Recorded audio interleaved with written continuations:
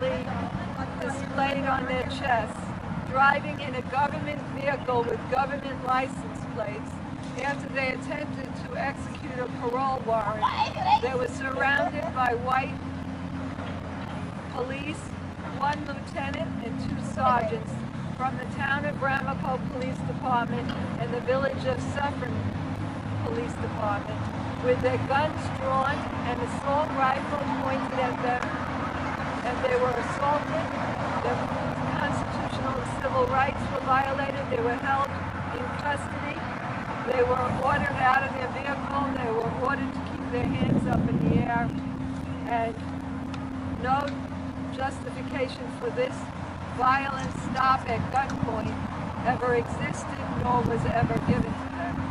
These fine officers were forcibly held in custody while a lieutenant, and I will identify individually the officers of the town of Ramapo and village of Suffern, who we are announcing a lawsuit against, who committed this atrocious act at gunpoint.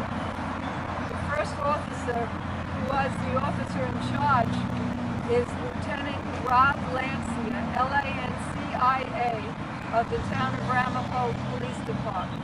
He is the one who exited his SUV, stopped the government-driven parole vehicle driven by my clients at gunpoint, pointed his gun at the driver, which is Officer Mario Alexandre, and then ordered other police officers in uniform in radio motor patrols to surround the New York State Patrol vehicle at gunpoint, pointing their guns at my clients. Fearful of their lives, my clients remained in their vehicle with their hands up in the air as they were ordered to exit the vehicle.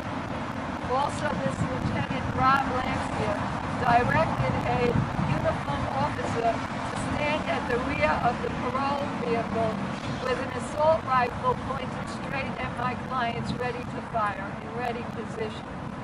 The other police officers that surrounded their government vehicle all had their guns out and drawn at my clients.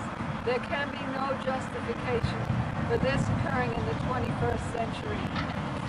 And we have today written demanding an investigation by the New York State Attorney General and the Justice Department and the head of the Civil Rights Division of the United States Attorney's Office. We have many people here who are supporting us and who will be supporting us in the future in the lawsuit that we are filing. We are today filing claims against the town of Ramapo, their police chief, who is responsible because he never investigated what occurred back on April 21st, 2014 to my clients. And his name is Chief Peter Brower. Captain Brad Wydell admitted on the news that he never conducted an investigation of the actions of his Lieutenant Rob Lancia and Sergeant Margaret Samarone of his department, Officer John Fiorucci, also who at gunpoint held my clients at their car unjustifiably. We are also serving a claim on the village of Suffern Police Chief Clark Osmond and his Sergeant Edward Dolan, who held his gun to my clients, threatened their lives, threatened to place them under arrest. In these times when some people think because we have an African-American president, we are in a post-racist America, there are events like these that still occur that have to wake us up to the fallacy of the idea that there is racial equality. Racism is real and alive in Rockland County and throughout Westchester. And it affects minorities who are officers of the law. These clients of mine being veteran parole officers, as I said, for over 20 years.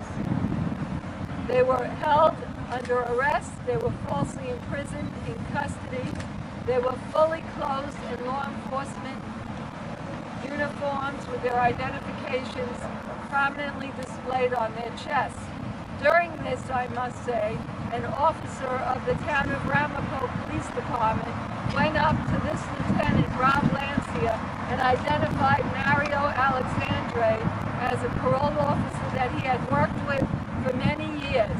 And despite the fact that this Lieutenant Lancia was told early on that Officer Mario Alexandre and the other 3 veteran officers with him are parole officers, they continue to hold my clients, Samuel Washington, Sheila Pennister, Annette Thomas, and Officer Alexandre in custody at gunpoint. There can be no justification for this.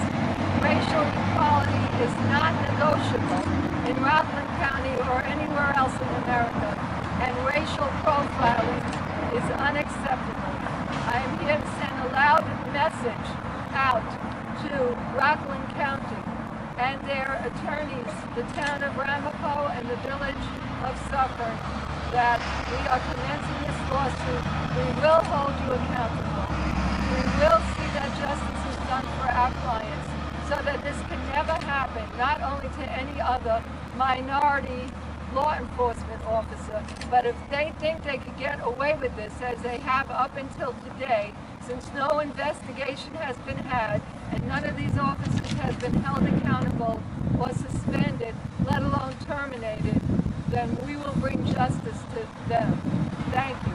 At this point, I will introduce the followers who have come here and who will be fighting with us into the future to get justice for our clients.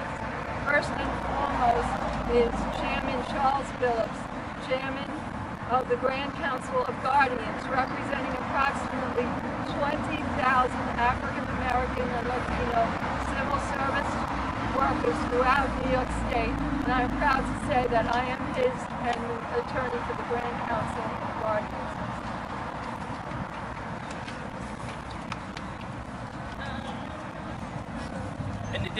In today's time and era, it is truly sad to realize that racial profiling still exists.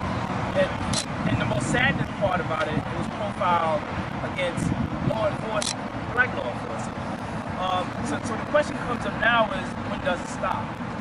The issue is now is that one day these four officers who were members of mine were doing their work, just doing their work. And out of nowhere, we had police officers from Ramapo literally attacked them like if they were terrorists with assault weapons. You're talking about a group of white officers who literally put them at posts like if they just had bombs or they was falsifying IDs, which they had their ID and information displayed. When does it stop?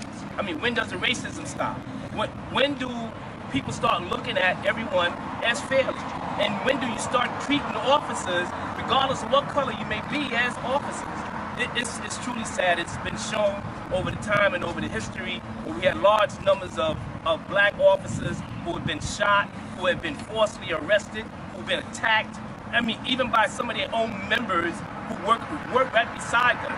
So this right here is no more than another example of how blacks are being treated here, and particularly here in New York, and upstate is even worse. That's basically what it comes down to. So that's the reason why we are standing here today, to make sure our voices are being heard and say we are not going to stand for this anymore longer. If you do this to us again, we will take you to court, and we will take you to court and deal with you in the courts the right way, because this must come to an end. We must bring full attention to this, because if it doesn't stop, who's next? So that's the question now, who's next? And the saddest thing about it, just picture what happens to the regular civilian who walks the street, who don't have a badge or ID or a vest on to say that they're law enforcement. So if these individuals got this kind of treatment, just picture the level of treatment, the level of harassment, the level of disrespect our regular black citizens here, particularly up here in Westchester, Rockland, are being treated. It needs to be brought to attention and needs to be brought forward. That's the reason why we are here, and we're going to be with them to the end. Thank you. At this point, it's my pleasure to introduce Damon K. Jones, Blacks Law Enforcement of America, New York representative, who has been fighting for justice here in Westchester County and attempting to fight for oversight. There is no investigate this police brutality on minorities throughout the state of New York, Damon K. Jones. Good afternoon. My name is Damon K. Jones. I'm the New York representative of Blacks in Law Enforcement in America. And I also bring greetings to all officers from Ron Hampton, our Washington, D.C. representative. And as Benita says, we have been asking local elected officials, especially the elected officials that are in the counties, Westchester, Rockland, Nassau County, Suffolk County, that they have to bring some type of oversight in law enforcement to investigate these type of incidents. And we also have to look into most of these police departments outside of New York, or even New York, they're all white. And if they do have black police officers, it's just a trickle up. So what we're saying, in order for us to feel safe, because if we are dressed like this and we're scared on our lives, and I can relate, my wife is a detective in Mount Vernon, and every time she goes out in civilian clothes, I wonder if she's going to come home safe, if she's not going to be looked at as a criminal, because that's what happens. Because if you are a white person, and studies have shown, if you're a white person and you're dressed like this, or you are in plain clothes, you're already assumed to be law enforcement if you have a weapon. But if you're black, you're assumed to be a criminal. These type of images must change, not only in the community, but within our own departments. Because just like Charles said, there are officers being shot and killed by their own counterparts, by their own white counterparts. But you'll never hear that in the reverse. It never happens when a black uniformed officer mistaking a white officer as a criminal or as a thug. See, and these are the institutionalized racism within law enforcement. Now, how do we get more young people, more African Americans to take the test, to be part of this institution, when they see black officers now being treated the way they are, and there's no repercussions, and there's no pushback from the elected officials or the community leaders to make these things change. So we're going to stand with them all the way to the end. And we're asking local officials that they have to do something, especially north of the city. The city now has the inspector general. We need something in the counties north of New York City so we can address these situations and change it. Because, you know, how many more lives are we going to lose of black officers with mistaken identity? We can't do it anymore. It has to stop, and it's going to stop. Thank you. Now each of my clients would like to just say a word. So I would ask first Parole Officer Sheila Pennister to come forward.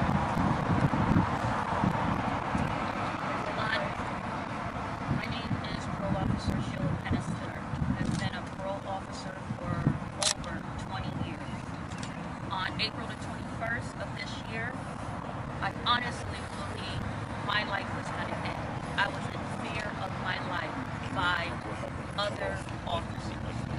In 20 years working in the Bronx in the worst neighborhoods, working in Rockland in some of the worst areas, I have never feared for my life as I have feared on the 21st of April. And now Officer Annette Thomas. Good afternoon. My name is Parole Officer Annette Thomas Prince. On April 21st, I was also subjected to the horrible experience of being, I feel, racially profiled. I've also worked in the Bronx for over 20 years, and I've never encountered any type of